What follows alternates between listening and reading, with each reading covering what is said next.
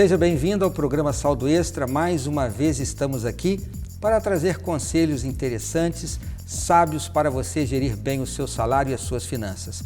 Por falar em gerir bem, o tema do programa de hoje é como administrar suas economias.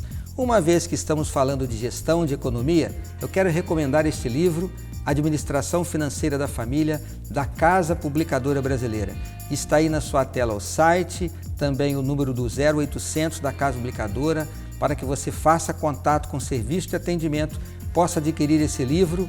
Ele é muito baratinho e com certeza vai ajudá-la a controlar as suas finanças e multiplicar o seu salário. Como nós vamos falar de administrar economias, nada melhor do que consultar um especialista no assunto. Está aqui conosco Paulo Coelho, ele é administrador de empresas, ele é especialista em fundos de pensão e tem um MBA na área de mercado de capitais.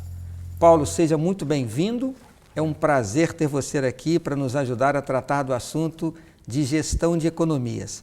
Mas antes de falar de como gerir as economias, as reservas, a nossa poupança financeira, eu gostaria, Paulo, de que você abordasse um pouquinho essa temática dentro do contexto da família. Você administra um fundo de pensão de médio porte, que tem recursos para garantir o futuro dos contribuintes. E você procura gerir esses recursos da forma mais proveitosa possível. Dentro do contexto das finanças domésticas, Paulo, qual é a importância de nós termos também uma economia, um fundo, uma reserva? Toninho, quando no fundo de pensão nós recebemos o dinheiro do participante, nós temos um objetivo de, dentre um pedaço de tempo, uma parte de um bocado de anos, nós devolvermos esse benefício, esse dinheiro em forma de benefício para o participante, que nós chamamos de aposentadoria. No contexto familiar, nós fazemos reservas pensando em algo. Então, vou dar um exemplo. Nós fazemos uma reserva pensando na faculdade do filho. Bom, qual é a faculdade que o filho vai fazer? Eu não sei qual que é o gosto do meu filho, mas eu sei que as faculdades custam ou têm o seu valor. Se eu quiser colocar meu filho numa faculdade pública, provavelmente eu vou ter que colocar ele numa escola boa, que vai demandar recursos para custear essa escola, ou até mesmo num cursinho para fazer aquele pré-vestibular e ele então entrar na faculdade pública, me aliviando o custo do ensino. Se eu penso dessa forma, e eu sei que a faculdade tem um valor que vai comprometer o meu orçamento, eu posso, a partir de agora, economizar R$10, R$50, R$100, de acordo com cada orçamento familiar, fazendo assim uma reserva com a finalidade de pagar a faculdade do meu filho dentro em breve. Bom, agora eu tenho esse dinheiro, R$10, o que eu faço com ele? Coloco debaixo do colchão? Bom, se você colocar debaixo do colchão, a inflação vai vir e vai comer parte do poder aquisitivo que aquele seu dinheiro tem. Então, no mínimo, você teria que colocar num investimento que pague a inflação. Isso é o mínimo. Agora, você pode potencializar esse investimento recebendo a inflação e algo mais, fazendo com que o seu dinheiro multiplique. E aí o dinheiro trabalha por si próprio. Ou seja, nós temos aqui dois conceitos, então. O primeiro conceito é a importância da reserva para fazer frente ao seu planejamento, para garantir o seu futuro, para dar uma certa tranquilidade naquele período que vocês achavam que pode haver uma situação circunstancial onde a despesa da família pode aumentar. Exatamente. E outros planejamentos, né, Paulo, como férias, troca de carro, compra de casa. Exatamente. Sem dúvida, a reserva vai nos ajudar a executar esses planos da família. Então, esse é o primeiro conceito, entender a importância da reserva. O segundo agora é saber como fazer com que essa reserva possa não apenas manter o recurso atualizado, mas fazer com que essa reserva multiplique um pouco mais, ou seja, que ela renda por si própria. Exatamente. E qual é o melhor caminho, Paulo? Toninho, qualquer aplicação que você faça, você vai ter um ganho que a gente chama de escala potencial, que você não percebe em até 10 anos. Mas 10 anos é muito tempo, você pode pensar.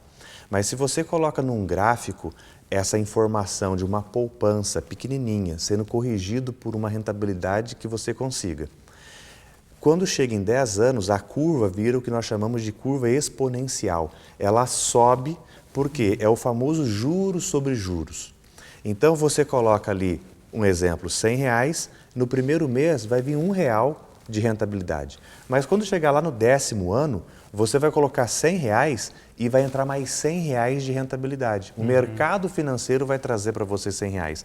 E aí você economizou ou conseguiu poupar R$200, saindo R$100 do seu bolso, do seu salário, e R$100 o mercado financeiro trouxe para você. Isso quando você aumenta, quanto mais você aumenta essa sua reserva, o tempo da sua reserva, maior é esse expoente, que pode chegar, no caso de previdência, que é 35 anos, que pode chegar a R$100 que você coloca e o mercado financeiro te dá R$500. E aí você consegue fazer uma reserva de R$600, tirando do seu bolso apenas R$100. Eu não sei se ficou um pouco confuso, Não, falando de reais, claro. reais e reais. Mas essa é a situação. Agora, onde aplicar?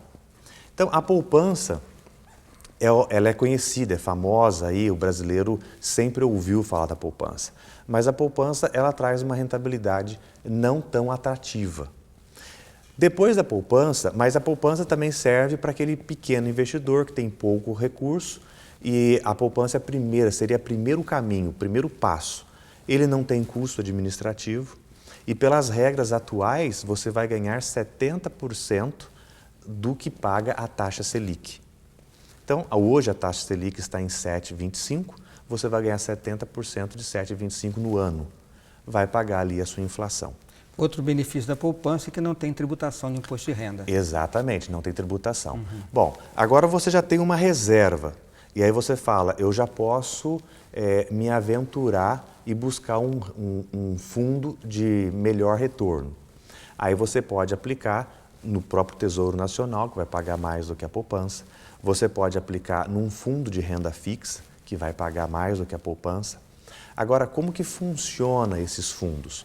Bom, quando você compra o Tesouro Direto, você está comprando um papel do governo. E o governo é o seu devedor. Você é credor do governo e o governo vai te pagar na data certa aquele valor. Quando você vai para a renda fixa, normalmente, e eu falo normalmente porque cada fundo tem a sua composição de carteira, mas normalmente 80% está em papéis do governo. Que pode... Isto seria os fundos mais conservadores, mais conservadores. São os fundos DI. Exatamente. E aí você vai ter aqui 80% em papéis do governo e 20% que o mercado vai buscar algum a gente chama de risco, que vai buscar algum crédito privado, algum crédito nas empresas, nas companhias, e isso potencializa a rentabilidade da carteira. Então, se o banco consegue emprestar esses 20% para uma empresa que quer melhorar a sua capacidade manufatureira, então você consegue que essa empresa retorne para esse fundo, pagando em juros um valor um pouquinho melhor. São o que alguns chamam de debênture, né? Conhecida como debêntures. Então, esse é o fundo de renda fixa. Agora, nós temos aqui, Toninho, a questão de faixa etária, a questão de aptidão a correr risco, sim ou não. Então, aqui nós podemos falar que entramos em outra seara.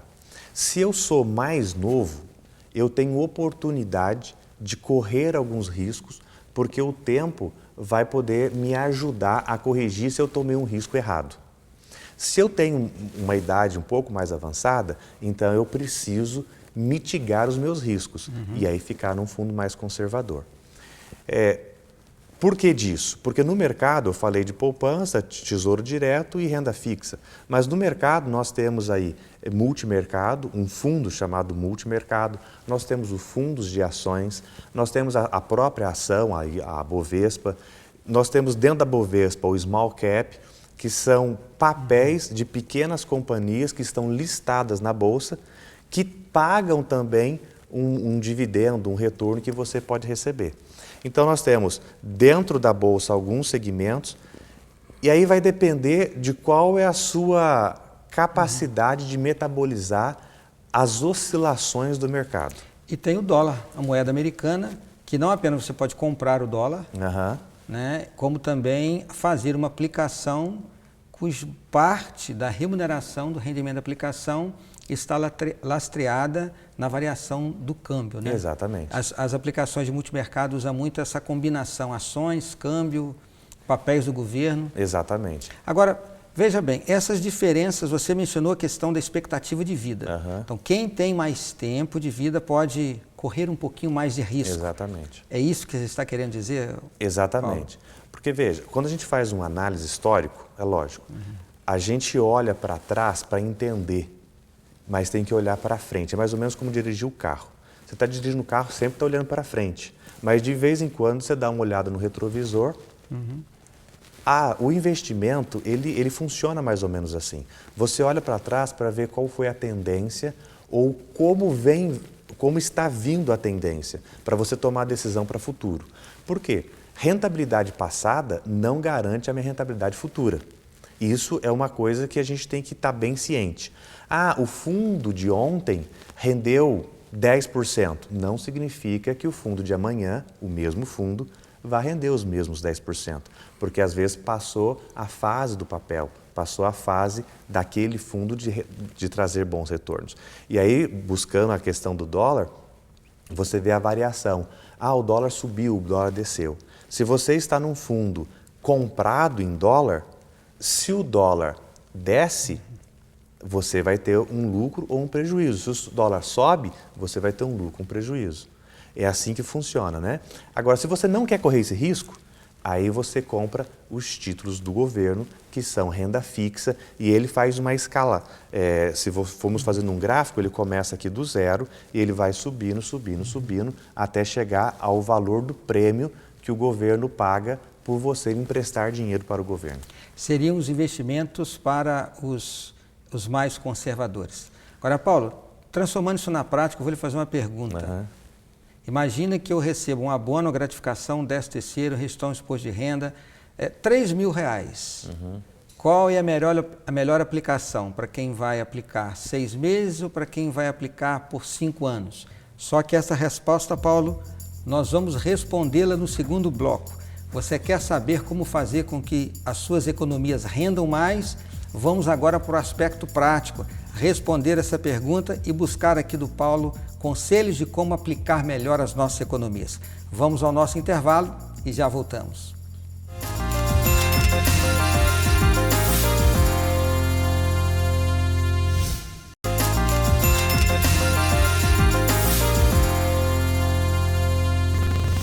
Já retornamos com o programa Saldo Extra, que hoje tem como tema como administrar as suas economias. Continuamos aqui a nossa conversa com o Paulo. Eu terminei o primeiro bloco, Paulo, colocando uma pergunta para você e até citando um número. E eu citei esse número porque eu recebi um e-mail de um telespectador fazendo exatamente essa pergunta. Ele tinha R$3.000 e ele queria saber qual era a opção que eu recomendaria de aplicação para ele. Ele não mencionou o período que iria aplicar, eu acho que essa questão do período é importante, mas antes de responder essa pergunta, usar esse número como exemplo. Você falou aqui de vários tipos de aplicação, vamos recordar. Poupança, fundos de renda fixa, fundos de renda variável, chamados multimercado. Você falou um pouco de mercado de ações e certamente tem muito assunto envolvido. Nós acrescentamos aqui a questão também do câmbio, né, do dólar. Agora, dentro dessas modalidades de aplicação, quais são as recomendadas para os mais conservadores? E quais são as recomendadas para aqueles que querem correr um pouquinho de risco, mas procurar alcançar uma remuneração um pouco melhor? Então, para quem não quer correr nada de risco, as recomendáveis são renda fixa. Ela vai pagar inflação e algum prêmio estipulado, e aí em renda fixa a gente pode pegar, por exemplo, fundos que têm o benchmark medido pelo IMAB. Fundos que têm o benchmark que mede o retorno, o benchmark mede o retorno desse investimento que tem atrelado em IMAB, vai render a inflação e mais uma taxa, um prêmio, que hoje está pagando de 2 a 4,5% acima da inflação, dependendo do prazo que você vai deixar ali depositado. Esse fundo ele só tem um pouco de volatilidade, ou seja, ele sobe e desce de acordo com algumas informações que o mercado financeiro solta na mídia ou nos jornais, mas o investidor pode ficar tranquilo, porque o prêmio é garantido. Mesmo que oscile para baixo, não tem problema, porque ele vai pagar o valor de face do papel. E só recordando, esses fundos de renda fixa são lastreados em papéis do governo que são os mais conservadores. Exatamente. Os mais seguros. Que são os mais seguros. Tá. Então, no caso desse que eu estou falando, que é atrelado ao IMAB, são títulos chamados NTN-B, que são notas do Tesouro Nacional. Quem emite é o governo, a agência, a instituição financeira apenas vai e compra com o dinheiro que você disponibilizou ali. Isso é bem tradicional. Se você quiser agora, então, um pouquinho mais de risco, você pode buscar um fundo chamado multimercado. Esse fundo multimercado, ele é composto de várias formas. Aí, no seu gestor financeiro, na sua instituição financeira, você precisaria pedir para o gestor abrir aquela carteira, porque normalmente ele vai ter créditos privados, ou seja, uma pessoa quer comprar casa e pegou o financiamento. Você que está emprestando dinheiro e o banco é o intermediário. Então, você emprestou o dinheiro para o banco emprestou o dinheiro para quem está comprando a casa. E essa pessoa que está comprando a casa paga para o banco, que remunera o fundo e você tem a sua rentabilidade. Então, isso a gente chama de crédito privado. Tem essa figura do crédito privado e tem a figura do crédito privado das empresas, das companhias. Então, você vai ter isso nesse fundo, você vai ter um pouco de variação cambial, e aí pode ser a variação cambial mais tradicional, o dólar. Em alguns momentos já teve euro, em alguns momentos também o ien. Hoje já não está muito na moda ter o ien e o euro devido às situações de crise global que a gente tem enfrentado. Mas o dólar ainda é uma moeda forte, então fica ali composta a carteira. Dentro desse fundo multimercado também tem uma parcela de ações, papéis da Petrobras, da Vale do Rio Doce, que compõem e traz ali alguns dividendos. Então, se você quer um pouquinho mais de rentabilidade, correndo um pouquinho mais de risco, peça ali para o seu gerente do banco abrir esse fundo multimercado para você saber que papel você está comprando. E pode ter ali alguma debênture também de algum banco. Se tiver debênture, e aí é só uma orientação e nada contra nenhuma instituição financeira, procure os bancos de primeira linha, que pagam um pouco menos, mas a garantia é um pouco melhor. E aí depois você vai ter uns fundos mais arriscados, que são os fundos de ações. Dentro do fundo de ação, a gente pode colocar em duas categorias. Assim, macro, existe mais, mas em duas categorias. Uma que é o que chama de ciclo nacional ou ciclo local. São empresas que dependem do mercado interno brasileiro. Então, empresas que, independente de crises globais, eles não oscilam, porque depende do mercado brasileiro. Entraria aí nesta categoria ações de empresas que trabalham com exploração da natureza no aspecto de colheita, plantio, grãos, etc.? Então, aí nesse caso, depende do grão e da matéria-prima, do commodities, né, que o mercado fala. A celulose, entre outras coisas, a prata, o ouro. Exatamente. Se o mercado que essa empresa está explorando é o mercado brasileiro, entraria nesse ciclo local. Se for uma empresa que explora para vender para o mundo, entraria o que nós chamamos de ciclo global. Então, um exemplo, Petrobras. A Petrobras, ela está no ciclo global, porque ela vende petróleo para nós, internamente para o Brasil, e vende também para fora. Então, quando você vai ver esse fundo de ações ciclo local, você tem que ver como que está o cenário brasileiro. O cenário brasileiro é de consumo. Bom, se o cenário brasileiro é de consumo, as lojas de venda a varejo vai me trazer uma boa rentabilidade que vai aumentar o ganho dela. Se eu vou agora para o mercado global, aí eu vou analisar o cenário mundial. E aí vem a questão das commodities. Como que está o petróleo? O petróleo está barato ou caro? Se o petróleo está barato ou caro, é a hora de eu entrar comprando ou entrar vendendo esses tipos de papel. Agora, isso aí, às vezes, parece bastante informação, você tem que acompanhar o mercado. Por isso, os bancos criaram os fundos de ações. Porque os bancos têm os gestores que analisam isso e traz a rentabilidade para você.